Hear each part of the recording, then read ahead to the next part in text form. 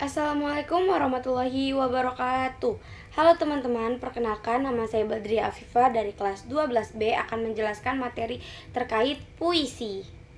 Nah, sebelum kita masuk ke materi puisi, pasti kalian udah tahu kan puisi itu apa?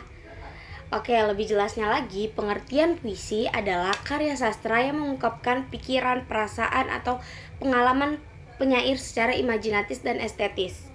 Terikat oleh irama, rima, matra, serta penyusunan kata yang padat dan indah, menjadikan bentuk ekspresi yang lebih terfokus pada bunyi dan makna mendalam daripada prosa.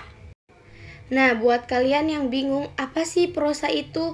Prosa itu adalah jenis karya sastra yang disampaikan menggunakan bahasa bebas, terstruktur dalam kalimat dan paragraf, serta tidak terikat aturan rima dan irama, atau metrum layaknya puisi.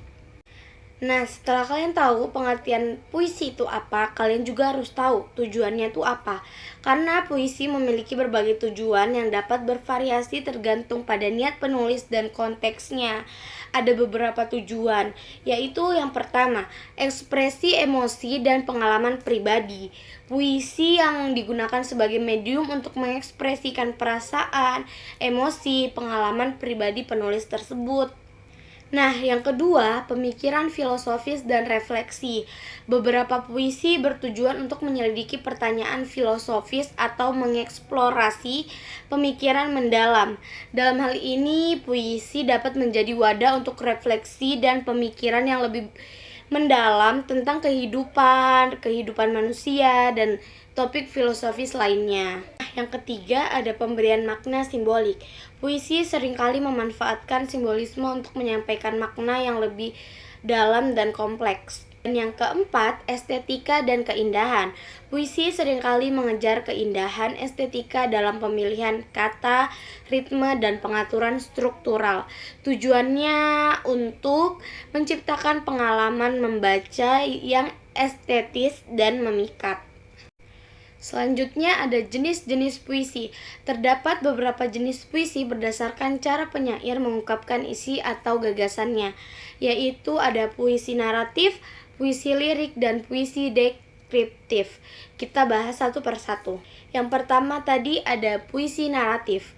Nah, puisi naratif adalah puisi yang mengungkapkan cerita atau penjelasan penyair, balada, dan romansa. Buat kalian yang bingung, apa sih bedanya balada dan romansa? Nah, balada adalah jenis puisi yang bercerita tentang orang-orang perkasa maupun tokoh pujaan. Nah, sementara romansa adalah jenis puisi yang bercerita tentang kisah percintaan dan diselingi perkelahian atau petualangan. Yang kedua, ada puisi lirik. Puisi lirik puisi yang mengungkapkan berbagai perasaan penyairnya, yaitu elegi, serenada, dan ode. Oke, elegi adalah puisi yang mengungkapkan perasaan duka dari si penyairnya. Selanjutnya, serenada adalah sejak percintaan yang dapat dinyanyikan. Nah, yang terakhir ada ode, merupakan jenis puisi yang berisi pujian yang dapat ditunjukkan untuk seseorang, suatu hal, maupun suatu keadaan. Nah, yang ketiga ada puisi deskriptif. Puisi di mana penyair bertindak sebagai pemberi kesan terhadap suatu keadaan, peristiwa, benda, maupun suasana yang menarik perhatiannya. Terbagi menjadi dua, yaitu satire dan puisi kritik sosial. Satire adalah puisi yang mengungkapkan perasaan tidak puas terhadap suatu keadaan, tetapi dengan cara menyindir atau menyatakan hal yang sebaliknya. Sedangkan puisi kritik sosial juga merupakan jenis puisi yang menggunakan ketidakpuasan penyair terhadap suatu keadaan, tetapi caranya berbeda, yaitu dengan cara menyebarkan ketidakadilan yang terjadi. Oke, setelah kita tahu pengertian, ciri, dan jenis-jenis puisi, selanjutnya kita belajar cara menyampaikan suatu puisi. Kenapa sih kita harus tahu cara penyampaian puisi kayak gimana? Karena puisi dibuat seindah mungkin. Oleh karena itu, saat kita membacanya pun ada beberapa teknik supaya isi puisi dapat dihayati oleh pendengar. Nah, yang pertama, membacakan puisi.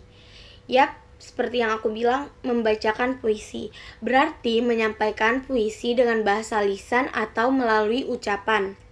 Nah, yang kedua ada deklamasi puisi, yaitu menyampaikan puisi secara lisan juga. Namun bedanya penyampaian dilakukan dengan penuh penghayatan dan luapan kejiwaan. Nah, yang ketiga ada petunjukan puisi, di mana dia dibagi menjadi dua, yaitu musikalisasi puisi dan dramatisasi puisi. Nah, apa sih musikalisasi puisi itu? Seperti yang aku bilang, musikalisasi, yaitu di mana kita akan mengubah puisi menjadi sebuah lagu. Nah, sedangkan dramatisasi puisi yaitu memperagakan atau memerankan tokoh sesuai peristiwa yang ada di dalam puisi tersebut. Nah, selanjutnya ada unsur-unsur puisi. Agar puisi kita terangkai dengan indah, mari kita simak apa aja unsur-unsur puisi. Nah, yang pertama ada majas. Karena puisi merupakan teks atau karangan yang mengungkapkan pikiran dan perasaan penyairnya dengan mengutamakan keindahan kata-kata. Teks puisi mengutamakan majas. Nah, majas atau figurative language adalah bahasa kias yang dipergunakan untuk menciptakan kesan tertentu bagi penyimak atau pembacanya. Ada irama atau musikalitas, adalah alunan bunyi yang teratur dan berulang-ulang. Irama berfungsi untuk memberi jiwa pada kata-kata dalam sebuah puisi yang pada akhirnya dapat membangkitkan emosi tertentu seperti sedih, kecewa, marah, rindu, dan bahagia. Dan yang selanjutnya yaitu menggunakan kata konotasi. Kata konotasi adalah kata yang bermakna tidak sebenarnya. Kata itu telah mengalami penambahan-penambahan, baik itu berdasarkan pengalaman, kesan, maupun imajinasi dan perasaan penyair. Selanjutnya ada kata berlambang. Puisi juga mengandung kata-kata yang memiliki lambang. Lambang atau simbol adalah sesuatu seperti gambar, tanda, ataupun kata yang menyatakan maksud tertentu. Dan yang terakhir ada pengimajinasian. Pengimajinasian adalah kata atau susunan kata yang dapat menimbulkan khayalan atau imajinasi. Dengan daya imajinasi tersebut, pembaca seolah-olah merasa mendengar atau melihat sesuatu yang diungkapkan penyair.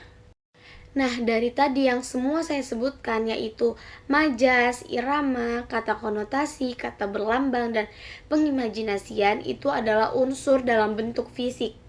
Nah, selain itu ada unsur dalam bentuk batin, yaitu yang pertama ada tema. Tema adalah gagasan pokok yang ingin diungkapkan oleh penyair.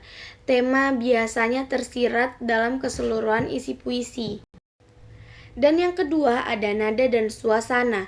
Nada mengungkapkan sikap penyair terhadap pembaca, sedangkan suasana adalah keadaan jiwa pembaca setelah membaca puisi akibat psikologis yang ditimbulkan puisi terhadap pembaca. Dan yang terakhir ada amanat. Amanat merupakan suatu pesan yang ingin disampaikan penyair dalam puisinya. Pesan tersebut dihadirkan dalam ungkapan yang tersembunyi. Amanat akan selaras dengan tema dari puisi tersebut. Oke teman-teman, kita udah nyampe di penghujung, yaitu kesimpulan. Nah, puisi yang memiliki kesimpulan biasanya berfokus pada unsur intrinsik seperti tema, rasa, nada, dan terutama amanat, yaitu pesan moral yang disampaikan penyair melalui bahasa, kiasan, dan susunan kata yang disimpulkan dengan memahami makna tersirat, menguraikan puisi menjadi prosa, lalu mengaitkan dengan kehidupan nyata untuk menangkap pesan utamanya. Mungkin itu saja yang bisa saya dapat sampaikan. Kurang lebihnya mohon dimaafkan. Wassalamualaikum warahmatullahi wabarakatuh.